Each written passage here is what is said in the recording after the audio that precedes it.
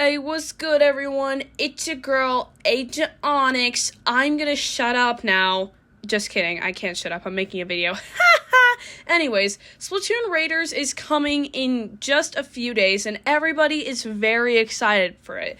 But did you know there is a way you can get a sneak peek at the game right now?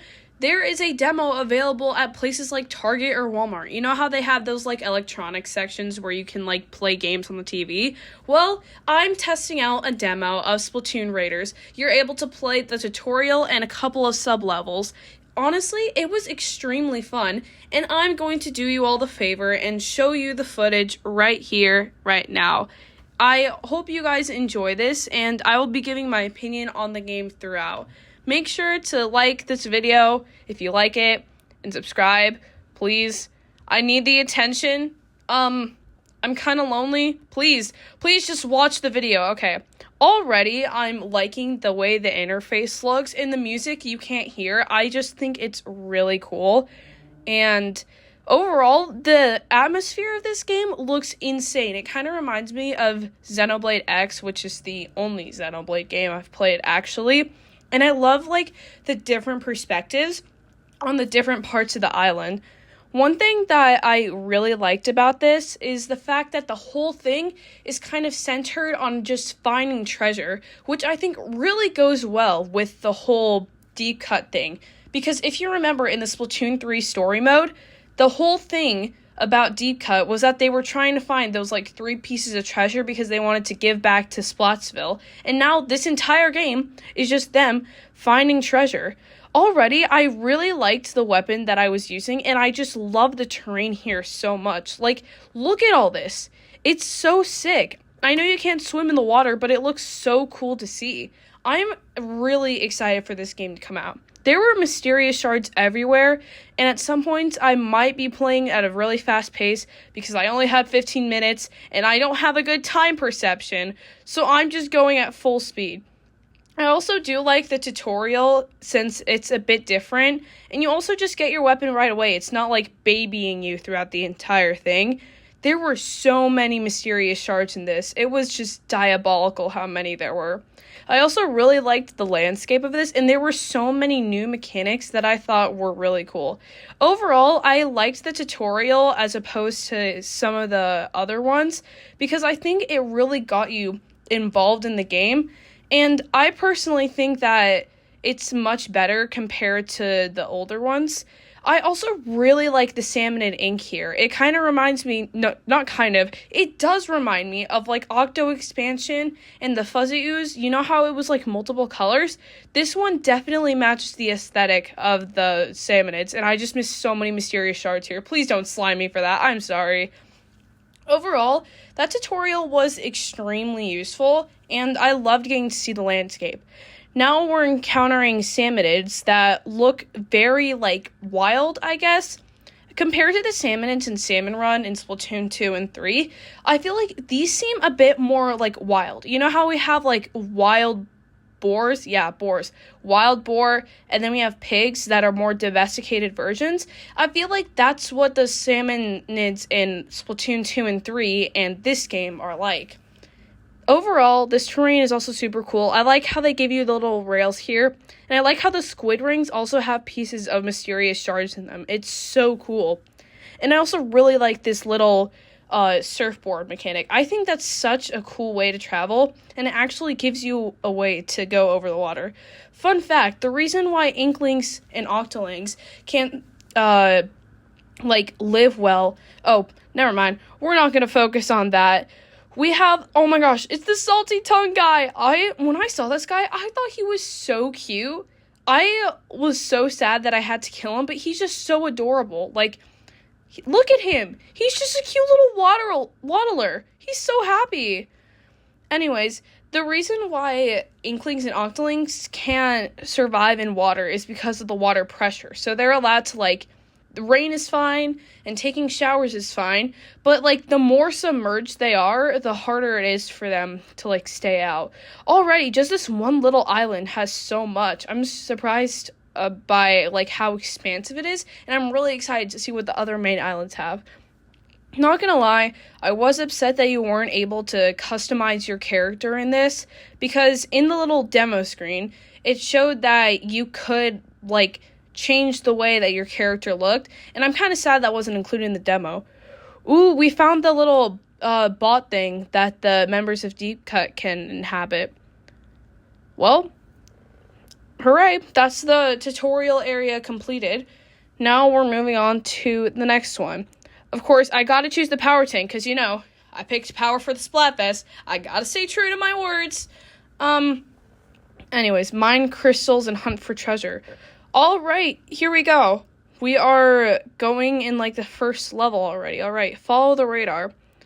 Also, okay, this was quite a cool mechanic. I loved how it's, like, the little beanstalk, and you can fly up. It's extremely similar to the side order Pearl drone and the little jump pads that those enemies drop.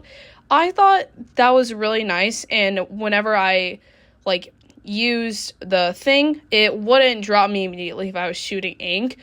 Okay, here is where I kind of started to panic, because the entire time that I was fighting all those salmonids, I was just over here, like, screaming. Actually, no, I wasn't, because we were in a public space, and I'm not allowed to do that. Ha ha ha. Anyways, it's definitely, so far, the fights with the salmonids were relatively easy, but it definitely is ink-consuming. Like, it takes a long time to defeat all of those salmonids.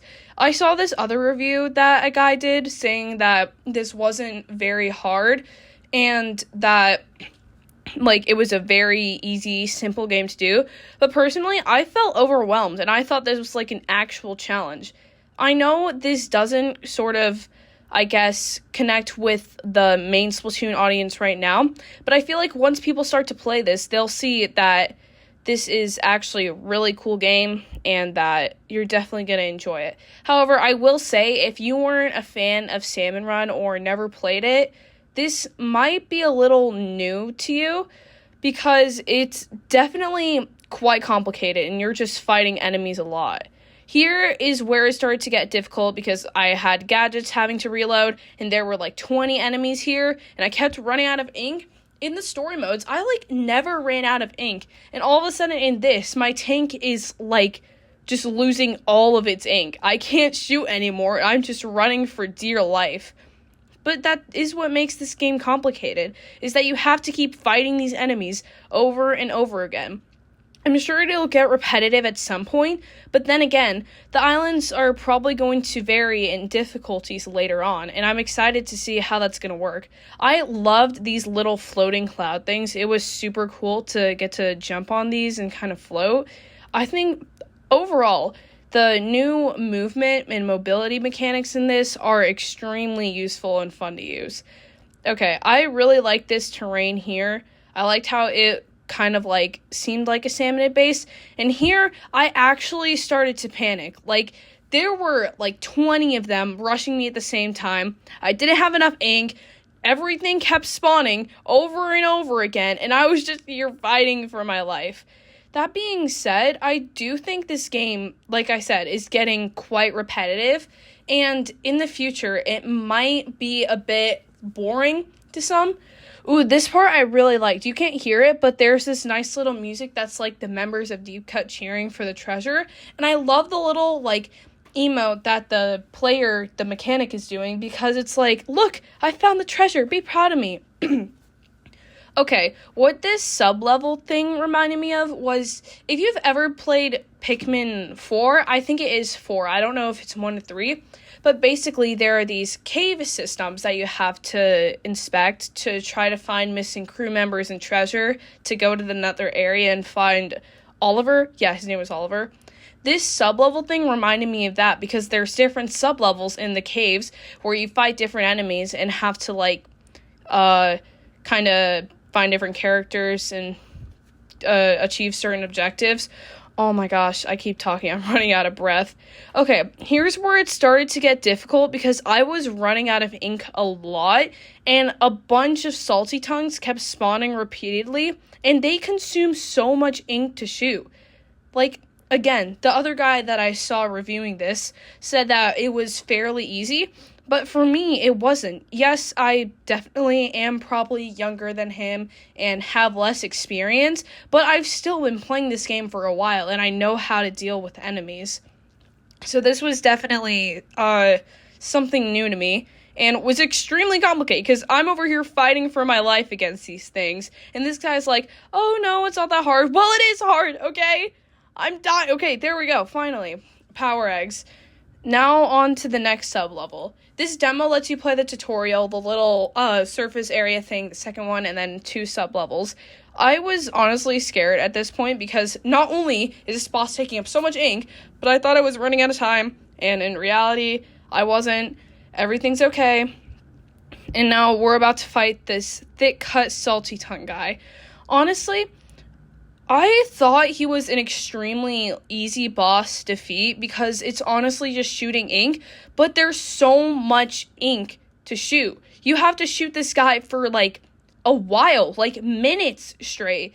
It's not just a simple thing of like finding a weak spot and then shooting the tentacle like you did in Splatoon 1 and 2 and kind of 3, but that was different because you were shooting the members of Deep Cut.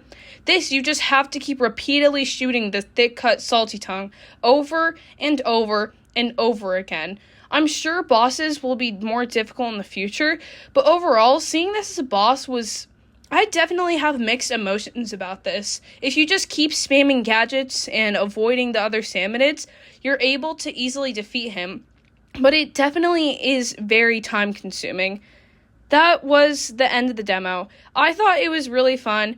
Overall, I do think that it was quite repetitive, and it's not going to necessarily appeal to the audience, people who don't like Salmon Run, but overall, it's a great game, and I'm so excited to see the full version of the spin-off. Bye, everyone!